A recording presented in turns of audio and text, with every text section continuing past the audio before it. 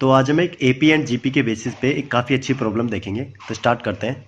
तो मेरे पास चार टर्म्स गिवन है, यहाँ पर चार वेरिएबल गिवन है और वो पॉजिटिव रियल नंबर्स हैं, ठीक है।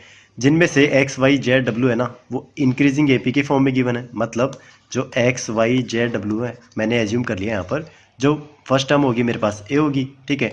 सेकेंड टर्म क्या होगी, कॉमन डिफरेंस मैंने डी ले लिया तो ए प्लस डी। ये कितना होगा, ए प्लस टू डी। ये कितना होगा, ए प्लस का थ्री डी, ठीक है। तो ये चार टर्म होगी मेरे पास। अब ये क्या बोल रहा है कि X Y and W form an increasing GP.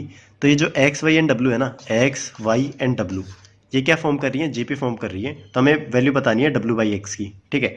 तो जीपी फॉर्म कर रही है, तो जीपी का मतलब क्या हुआ। तो यहाँ पर देखो, लेट से मेरे पास तीन वेरिएबल है। कौन से, ए बी एंड सी, तीन वेरिएबल है।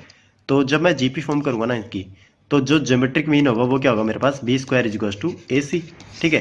तो ऐसे ही मेरे पास जो एक्स वाई एंड डब्ल्यू है ना, ये जीपी फॉर्म कर रही है। तो इस केस में जो y का स्क्वायर है ना, वो किसके इक्वल होगा, x इंटू डब्ल्यू के इक्वल। तो यहाँ पर वैल्यू पुट करते हैं। तो ये होगा a प्लस डी का whole square equals to a into में w क्या है मेरे पास, a प्लस का थ्री डी। तो यहाँ से वैल्यू पुट करेंगे तो a स्क्वायर प्लस का डी स्क्वायर प्लस में two A D equals to A square plus में थ्री ए डी। तो a स्क्वायर से a स्क्वायर गया है मेरा, ठीक है। अब यहाँ से मैं टू ए डी को उधर लेके जाऊँगा तो डी स्क्वायर की वैल्यू कितनी आई, वन ए डी।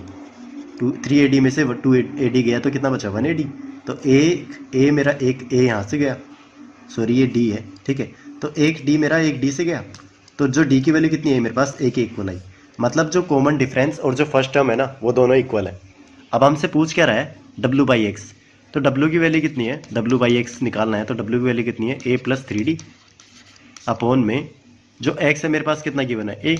तो यहाँ से वैल्यू पुट करो। तो ए प्लस में डी की वैल्यू पुट करूँगा, तो डी की वैल्यू ए पुट करूँगा तो थ्री है अपॉन में ए। तो ये वैल्यू कितनी आएगी मेरे पास, चार है अपॉन में ए, मतलब चार।